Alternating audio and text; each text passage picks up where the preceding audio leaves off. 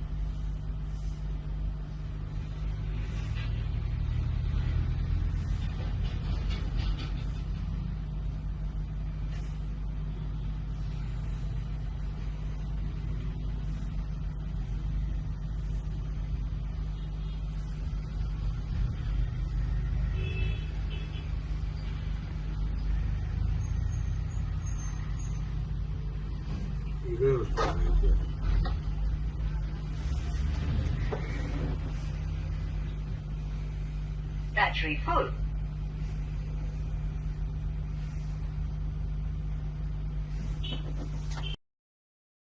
Jewellers પાસે પુરાવા હોવા છતાં પોલીસ દ્વારા આરોપી જેવો વ્યવહાર કરવામાં આવે છે.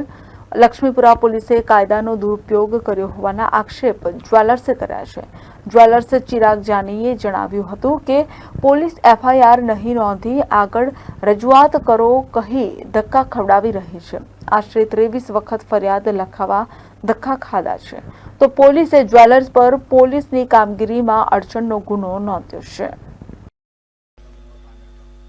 આ બનાવ એવી રીતના બન્યો હતો કે તારીખ 1/7/2023ના રોજ સાંજે 4:30 વાગ્યા સમય દરમિયાન મારા શોરૂમ પર એક કપલ તો ના કહેવાય પણ એક લેડીઝ અને એક જેન્ટ્સ બે જણા આવ્યા હતા. પણ એમને વર્તન પ્રવૃત્તિ જે સીસીટીવી ફૂટેજ જોયા એના પરથી મને એવું લાગ્યું કે આ કપલ જ છે.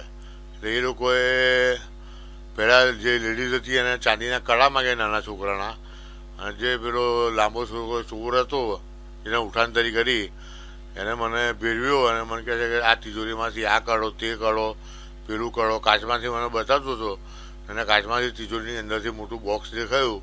એમાં કે હવે આ બોક્સ કાઢો, મારે લેવાની છે ચેન.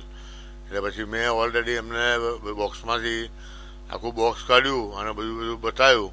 તો એની અંદર એવું થયું કે પછી એ બોક્સની અંદરથી એને ઉઠાંતરી કરી લીધી અને આખું પડીકું મારું 150 ગ્રામ 100 ગ્રામનો બિસ્કુટ હતો, એક 50 ગ્રામનો બિસ્કુટ હતો અને 3 મંગળસૂત્ર હતા. 12 થી 13 લાખ રૂપિયાનો માલ હતો. આમાં લોચો એવો પડ્યો કે ભાઈ એ ઉઠાઈ ગયો, તરત દુકાનની બહાર નીકળી ગયો. અમને ક્યારે ખબર પડી કે 4-5 દિવસ પછી ઓર્ડરનો જે માલ લેવા બિસ્કુટ અને મંગળસૂત્ર લેવા આવવાના હતા એ આવ્યા ને અમે ખોલ્યું, તપાસ કરી તો ના મળ્યું અને એક મિનિટ મળ્યું અને ના મળ્યું. એટલે અમે સીસીટીવી ફૂટેજ ચેક કર્યા. એની અંદર ચોખ્ખું દેખાય છે કે એને ઉઠાંતરી કરી, હાથ ફેરો કર્યો અને દાગીના ઉઠાઈ ગયો.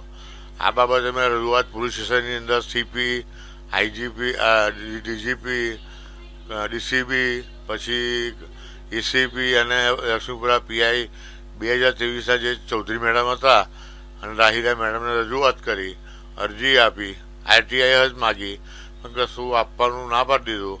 કશું મળે નહીં. આટલો બધો માલ તમારો જાય જ ના, કે તમારી દુકાન કેટલી નાની છે, આટલો બધો તમારો માલ ના હોય કે છે. એમ કહી મને કહે છે કે હવે તમારે જવાબ લખાવવા આવવું પડશે. એમ કહી મને 23 વાર ધક્કા ભર બપોરે ઉનાળાની અંદર ખવડાયા અને એની અંદર લોચો એવો પડ્યો કે મને બીપીનો પ્રોબ્લેમ છે. બીપીની અંદર મારું માથું ચડે છે, બીપી થાય એટલે ચક્કર આવી જાય. તો એ લોકોએ મેં કીધું કે ભાઈ તમે મારે ત્યાં મને એસીની જરૂર પડે છે તો મારે ત્યાં આવીને સ્ટેટમેન્ટ લઈ લો, મને કોઈ વાંધો નથી. તો કે એફઆઈઆર નહીં લેવાય, તમારે પોલીસ સ્ટેશન આવવું હોય તો જવાબ લેવાશે નહીં, જવાબ એ નહીં લેવાય. અને ઉપરથી મારી સામે ગુનો દાખલ કર્યો પોલીસના અડચણરૂપ થવામાં, અને મારા તમામ મોબાઈલ નંબરો એ લોકોએ બ્લોક કરી દીધા.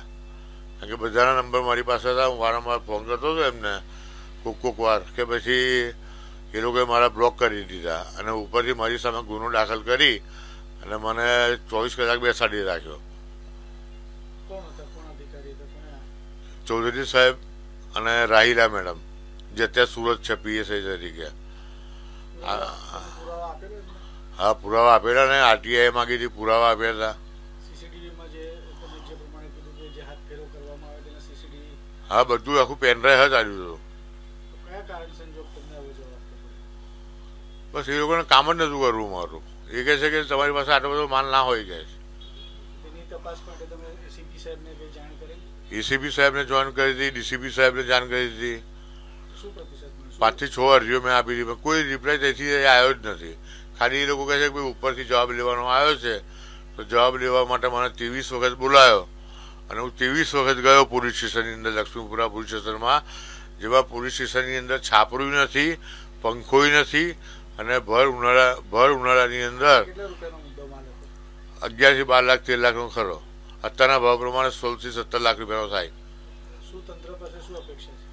તંત્ર પાસે એ કે પોલીસ અધિકારીઓને જરા કહી અને મારી ફરિયાદ ડીસીબી ક્રાઇમમાં તપાસ કરાવે, ઉચ્ચ અધિકારી તપાસ કરાવે અને જે ગેરરીતિ કરનાર કોન્સ્ટેબલ લક્ષ્મણસિંહ, વિષ્ણુભાઈ, શિવાભાઈ, પછી રાહિલા મેડમ, ચૌધરી મેડમ 2023 વાળા અને નવા ચૌધરી મેડમ આવ્યા છે એ લોકોએ મને ખૂબ હેરાન પરેશાન કરી નાખ્યો મારી તબિયત એટલી બધી ખરાબ છે કે હું જઈ નથી શકતો, તોય મને એ લોકોએ બેરે બેરે બોલાવી અને ધર્મના ધક્કા ખવડાયા અને મારી ફરિયાદ લેવાની ના પાડી.